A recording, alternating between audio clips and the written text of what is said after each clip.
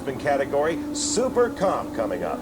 Well, Ted, as these sportsman heads-up classes progress, they get quicker and quicker and quicker, and Super Comp is on an 8.60 second standard. Now, these bikes will run over 150 miles per hour, but as you pointed earlier, some of the turbocharged machines that make so much horsepower in the second half of the track have put up some incredible speeds at this event.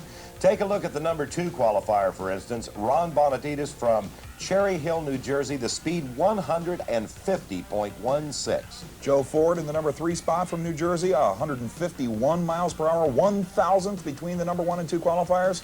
Look at the number 5 qualifier, though, the Canadian at 161.16. That turbocharger was working. Reg FALARDEAU really putting up an incredible top speed. A 16-bike field, and again, extremely close. The field separated by 0.2 of a second. Well, that could be just about anybody's drag race. Remember how we saw the number 1 and number 32 qualifier meeting. You know it could very easily happen here with only 0.2 of a second difference. That's very true, and a lot of different types of machines in this category, although we won't see too many street bikes in the Super Comp 860 category. Ron Balmer out of New York qualified number 16 in the field, 885, only 23 hundredths of a second behind the number 1 rider. Let's watch them now. As we get down to the final, it's going to be Ron Bonititis, the number 2 qualifier, going against Joe Ford. There you see Joe Ford with his Suzuki, an interesting bike. That's not a custom-built frame. It's a bone stock Suzuki frame. It just doesn't have any body panels on it.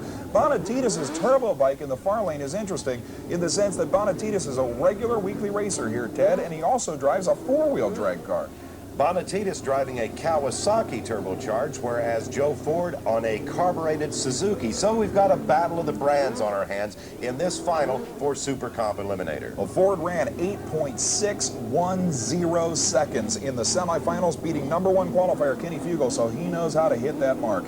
Well, both bikes pre-staged now. They begin the final staging procedures, and they're off. Bonititis, an incredible hole shot, a 109 reaction time, so he'll be out in front. He turns around, makes a gesture at Ford, and takes the victory. Ron Bonititis with an 8.64, 148 miles per hour. The crew very elated. Let's look at it one more time, Brett. I don't know what he was doing there. I think he turned around and gave him the old New Jersey signal for being big number 1 there, I think, at half track. He turns around, says, "Follow me," to the finish line, and takes the win. Bonititis at 8.64 to a losing 8.67. Great drag race. Well, he knew he had him covered. Next up, the Sportsman Finals in Top Gas. This is the quickest sportsman category of motorcycle drag racing, a common performance standard of 8.20 seconds. 160 and 170 mile-an-hour bikes in this particular category, although in this particular case, you almost have to slow these things down to try and get them to qualify around that 8.20 second mark.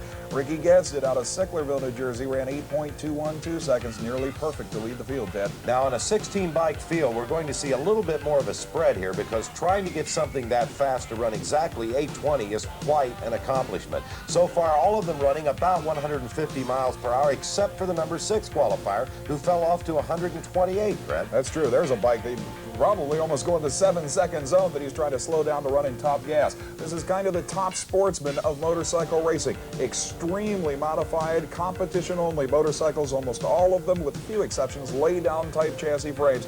And indeed, you can see some incredibly quick and fast side-by-side racing in this particular category. Well, already at this point, we're 0.4 of a second away with the number 11 qualifier, and finally the 13th qualifier, Scott Crippen from Greenville, North Carolina, with a 9:22. Almost, it is a full second off the pace at 133 miles per hour. Well, it wasn't real competitive in the last 4 or 5 riders, Brett. Well, Crippen, who ran that 9:22, did pick up his pace a little bit. He went to the second round. He was running in the mid-8s, but these two guys proved to be the class of the field. The number 1 and number 2 qualifiers meet for the championship. Right there, you're looking now at Rickey Gadson. He has an interesting story. Rickey just got married. He's kind of the local hero from Sicklersville, New Jersey, and he left in the middle of his honeymoon to come and drag race a motorcycle. In the middle of his honeymoon? Well, that's what I understand. His wife is actually here today watching him, and he said, since you put up with all this nonsense, I promise I'll bring you back a win. Well, we'll see what happens. McRae is an interesting story in himself. The Canadian, we understand from one of the IHRA motorcycle officials, Carl Stevenhofer, actually came down from Canada really just to come down and see the event. Really didn't plan on racing that much. He decided to enter in this qualified field, made the show and is also in the final round. Well, the next time as we look at him there, what a beautiful bike. The blue and green bike there is a turbocharged Kawasaki, by the way. The Ninja Machine from Niagara Speed Centers, I believe, moves it up at the starting line, but Gadson has been right on that 820 mark all the way since the first round. McRae has just been playing with his opponents. He really hasn't hit any of those serious top-end speeds we've gotten used to, but I think he'll probably knuckle down here in the championship. McRae cut a beautiful 0.84 reaction time, though, Brett, in the semifinal. Gadson only cut a 2.59, so watch McRae. Let's see if he leaves first. It's going to be interesting, and certainly Gadson has to know that he's up against a guy that can leave the line strongly. Inching forward, the turbocharged bikes leave the starting line, and almost an identical reaction time situation, but look at Gadson drive away from the Canadian.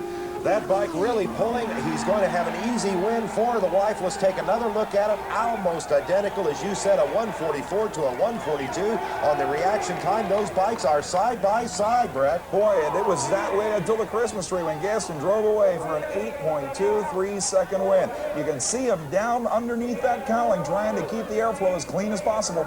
Then you see him turn his head and look back over his shoulder at McRae as he takes the win with an 8.23, 158 miles per hour. He was dialed in. That's incredible. 820s all